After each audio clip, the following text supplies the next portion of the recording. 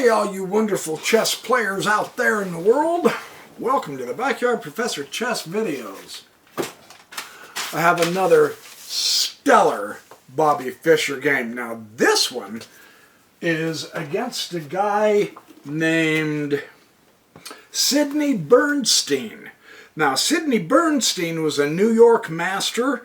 He was a force to be reckoned with for many years, participating in 8 U.S. championships. He had a fondness for unusual openings. So let's take a look at Fischer taking on a seriously strong chess player.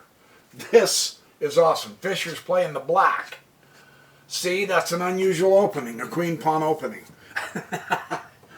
Just kidding. Come on. Get serious, and you know what that means. Yeah, baby. Knight f3. Fischer is going to fianchetto his bishop here. Knight c3. And he goes to d5 for the moment, and bishop f4.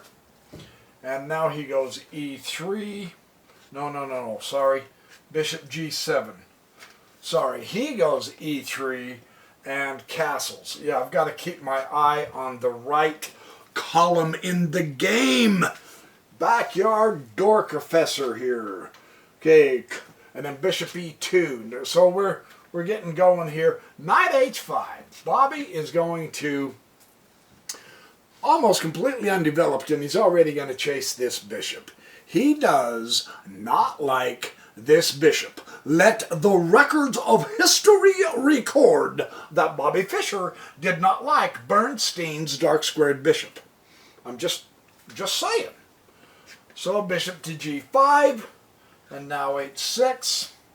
Poor bishop has to go to h4, and now Fischer pushes g5, and now bishop goes to g3, and Fischer finally executes that bishop with his knight, and h takes g3. So we've seen a lot of quick, fast, single-piece, multi-movements. Fischer is down a knight, but he has the bishop pair. But white has the h-file open toward the king, which now has very little pawn cover. Kind of an interesting situation Fischer has put himself in here, isn't it? Okay, let's see what comes of it. He's going to push the c5 pawn. Queen d3. Fabulous, strong centralization of the queen. Fischer goes e6. Again, a solid pawn center. Knight e5. Decent central outpost of the knight without question. It's not permanent, but at this point it's exerting good pressure. It could affect how Fischer develops. Watch what Fischer does here. f5. He leaves Bernstein's knight on a permanent outpost right there in the center.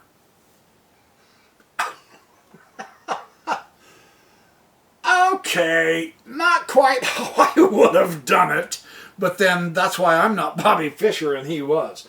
But that surprised me, sincerely. Fischer's king cover is way advanced. He's playing a very strong master, and he leaves a knight that I would be thrilled to have. Now it must be exchanged if he's going to get rid of it. Quite interesting. Well, Bernstein pushes g4. Notice, got the double pawns. The Nemzovich idea is the double pawns, if they're blockaded, can be a weakness, but if you can advance them and you do so, it doesn't necessarily make them weak. Bernstein is trying to advance his pawns. Okay? Fischer keeps right on plugging with that f-pawn, all the way up the f-file. Really interesting, isn't it? Bernstein I think, thought he was fooling Fischer by castling long on the queen side. One, Fischer's file here isn't going to particularly be that impressive, while Bernstein's file here can get extremely dangerous, and it does. So let's keep watching. This is a very, very interesting situation. Now he's going to have to exchange that knight. Can't chase it off. And now Bernstein overplays his attack. You can't do that against Bobby Fischer. He takes the pawn. Now some of you may have already have been stopping the video and working out some variations. I know some of you have, and you know who you are. And you know I know who you are, Juicer. And Odoker. And possibly Junie. Yeah, all you guys. Merlin and Flame Master, all of you. Yeah. However, the text says this is too optimistic, and here's why.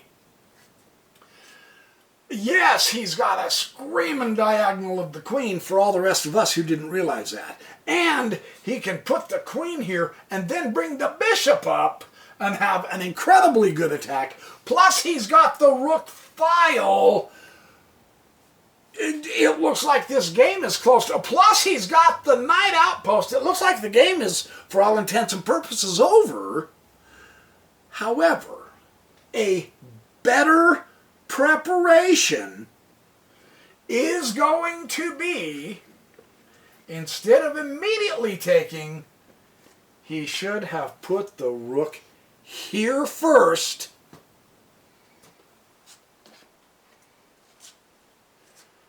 And, oh my, that would have been devil's cake delicious. Yeah. But Bernstein's overly optimistic is how the text recorded it. And he simply takes the pawn right now. Well, the bishop, of course, is going to take the rook. Right? And you say, yep. And queen g6, and this is still making you sweat bullets somewhat, but the bishop simply comes back down. So he's covered for now, and the bishop does join in that. And now can you see the issue? It's checkmate in one move. Is that not incredible, or what? One move, queen to h7, and it's over. That's how strong Bernstein's attack is, right? So what do if you're Bobby Fischer? You take the knight. You attack in the center, and now you have freed up an escape square for your king, f7. So now the mate threat's gone.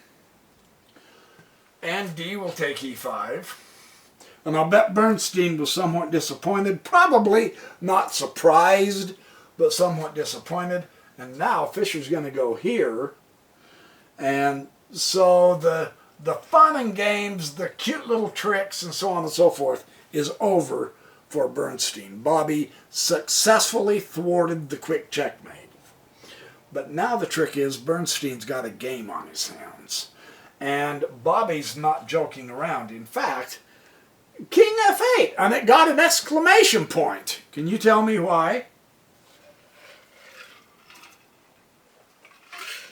The king simply leaves the place of danger. You don't have to stay there. Really, it's that simple. That's what the explanation in the book said. Great move. Knight to d6. Now, this is a good little mini lesson for us on how Fischer handles this. You'll notice Bernstein is doing exquisitely well with his knights on outposts in the center, just manhandling Fischer's position. That's great chess. Really. Watch what Fischer does. It's something we have to develop, maybe, a sense of, because it makes me nervous every time I do this in my own games. Watch what Fischer does. He puts the rook over there, and you say, yeah, okay. Bishop b5. Look at this attack coming on the rook, and the rook simply takes the knight. Bobby goes down the exchange. The knight outpost is so strong, it's okay to go down the exchange. That's a great little lesson for us. I know, I hate losing the exchange. It makes me nervous. I almost get despondent and decide, oh heck, it's time to resign already.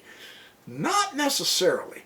Positionally, Fischer did lose the exchange. That means he lost a more valuable piece than his opponent. He got the knight, his opponent got a rook and a passed pawn, although it's never going to make it.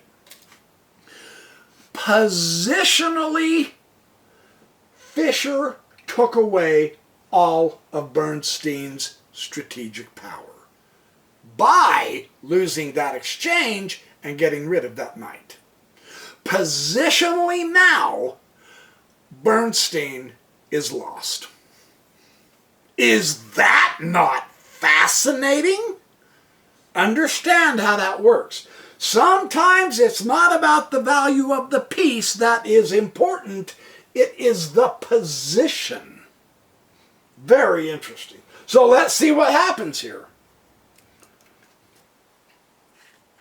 Bishop d7. Bishop will take d7.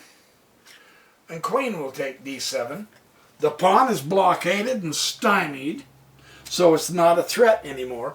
Queen will take g5, starting to get rid of the rest of the remaining shattered kingside pawn structures of Fischer, and now Fischer takes the pawn up here. F takes e3, queen to f4 check, and king simply goes to g8. Not a problem. There's no problem. The king's not in danger. F takes e3. And now rook f8. Dominate the file. Hit the target.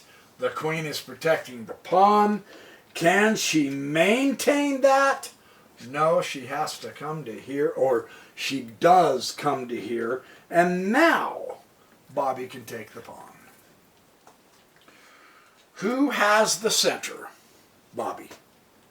That is why he has the better position. Who is up a piece? Did you notice this? Who is up a piece here? Bobby. Yeah. Up a piece on a strong master as a 13-year-old. That's animal. Rook h1. Bernstein's going to try to get in this fight. Queen e5. Yes, exchange the queens. Certainly, you're a piece up. Exchange the queens. Your pawns are in much better shape than your opponents. Exchange the queens. Get a pawn in. Absolutely beautiful strategy here. Truly, that's the right move. He dodges the queen h4. So let's see what happens here. Now, Fischer can go check. Uh-oh, this is not good for his opponent. King d1, Bobby comes to b1 check, king d2, and queen b4 check, king back to d1, and now queen e4. Very interesting placement. Centralization again, hitting a target pawn here. Also eyeing the c2 pawn there, and he has a beautiful central target pawn right there. He can't defend all of the pawns together. So because of the triple fork attack of the queen, Bobby is going to win more material understand this. From here, Bobby is hitting nothing. And I mean, yeah, you could have done this and won a pawn. So what? Centralizing and using the full radiant power of the queen is vastly stronger. So his opponent is going to lose material. How do you handle this if you're black? Or white, I mean, sorry. Queen h5. And Fischer beautifully uses the open file with his rook. And this is where Bernstein retired. All pieces are firing at the king. The next target is, of course, going to be the c2 pawn with the queen. And you've got your mate. So, fantastic little game here that he beat a truly strong master in. Very fun to see. So, there's your chess. There's your chessercise. You remember all those videos I did years ago on chessercise? Yes! Well, this is your chessercise. Another great Bobby Fischer video. So, do good, be well, have fun. Thanks, keep smiling, be kind, and I will see you in the next Backyard Professor Chess video. Don't go away, I do have some exquisite games to show you soon.